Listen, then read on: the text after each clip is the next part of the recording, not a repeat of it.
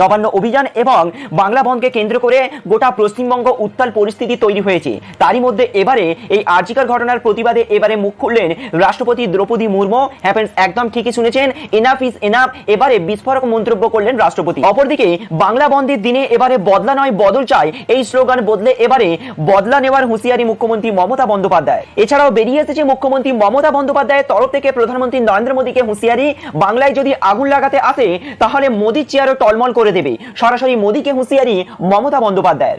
অপরদিকে একই দিনে নবান্ন, কালীঘাট ও লালবাজার অভিযান, একই দিনে তিনটি বড়সড় কর্মসূচি করার হুঁশিয়ারি দিলেন বিরোধী দলনেতা Suvendu. Enough is enough, RG Kar কাণ্ডে এবার ক্ষোভে ফেটে পড়লেন রাষ্ট্রপতি মুর্মু। কলকাতায় আরজিকর হাসপাতালে তরুণের চিকিৎসকের ধর্ষণ এবং খুনের ঘটনায় এবারে সরব হলেন রাষ্ট্রপতি দ্রৌপদী মুর্মু। সরাসরি কোনো নাম না করে বুধবারে তিনি ক্ষোভে ফেটে পড়েন, বলেন এনাফ ইজ এনাফ, মহিলাদের উপর অত্যাচার আর বরদাস্ত নয়। তরুণীর চিকিৎসকের উপর নির্যাতনের ঘটনাকে ভয়ঙ্কর এবং হতাশাজনক বলে উল্লেখ করেছেন তিনি। মহিলাদের প্রতি সামগ্রিক বিদ্বেষী, তাদের উপর নৃশংস অত্যাচার কিংবা হত্যার কারণ মনে করেন রাষ্ট্রপতি। সংবাদ সংস্থা পিটিআইকে দেওয়া সাক্ষাৎকারে দ্রৌপদী মহিলা সম্পর্কে সামাজিক ধারণা নিয়েও প্রশ্ন তোলেন। তার বক্তব্য, অনেকেই মহিলার কম মানুষ, কম শক্তিশালী, কম সক্ষম এবং কম বুদ্ধিমান হিসেবে দেখে থাকে। রাষ্ট্রপতি বলেন, কোন সভ্য সমাজ কন্যা বা বোনেদের উপর এই ধরনের নৃশংসতা হতে পারে কিভাবে সেটা যথেষ্ট হয়েছে। আরো বলেন, নির্ভয়ার ঘটনার পরে এবং এই যে আরজিকর ঘটনা হয়েছে এটাই যথেষ্ট। এরপরে ওই সকল ধর্ষককারীদের বিরুদ্ধেই গর্জে ওঠেন রাষ্ট্রপতি দ্রৌপদী মুর্মু। তাহলে কি এবার কলকাতায় এই নৃশংস ঘটনার প্রতিবাদে মাঠে নামবেন রাষ্ট্রপতি? বাংলায় কি এই ঘটনার প্রতিবাদে এবারে রাষ্ট্রপতি শাসন জারি হবে? এ ব্যাপারে আপনার কি মতামত? বাংলা যেভাবে উত্তাল হয়ে উঠেছে, এই উত্তাল বাংলাকে শান্ত করতে সত্যিই কি বাংলায় রাষ্ট্রপতি শাসনের প্রয়োজন? এ ব্যাপারে আপনার মতামত অবশ্যই কিন্তু আমাদেরকে কমেন্ট বক্সে লিখে জানাবে। অপর আপডেটে বলা হচ্ছে, নবান্ন, কালীঘাট ও লালবাজার অভিযান একই দিনে, বড় কর্মসূচির হুঁশিয়ারি দিলেন শুভেন্দু অধিকারী। আরজিকর ঘটনার প্রতিবাদে ছাত্র সমাজের সঙ্গে বিজেপিও একজোট হয়ে নবান্ন অভিযানে ডাক দিয়েছিল।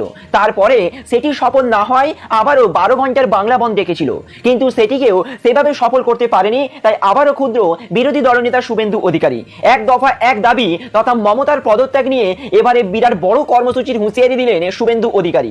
এবারে শুধু বাংলা বন্ধ বা নবান্ন অভিযানই নয়, একই দিনে তিনটি ভয়ঙ্কর কর্মসূচির হুঁশিয়ারি দিলেন বিরোধী দলনেতা।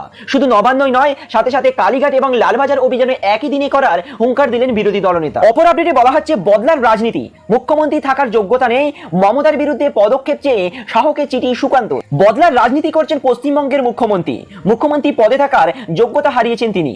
বুধবার তৃণমূলের ছাত্র পরিষদের প্রতিষ্ঠা বার্ষিকীর সভামঞ্চ থেকে মমতার মন্তব্যে তার বিরুদ্ধে পদক্ষেপ চেয়ে কেন্দ্রীয় স্বরাষ্ট্রমন্ত্রী অমিত শাহকে চিঠি লেখেন পশ্চিমবঙ্গের বিজেপি সভাপতি সুকান্ত মজুমদার। অবিলম্বে মুখ্যমন্ত্রীর পদত্যাগের দাবি চেয়েছেন তিনি।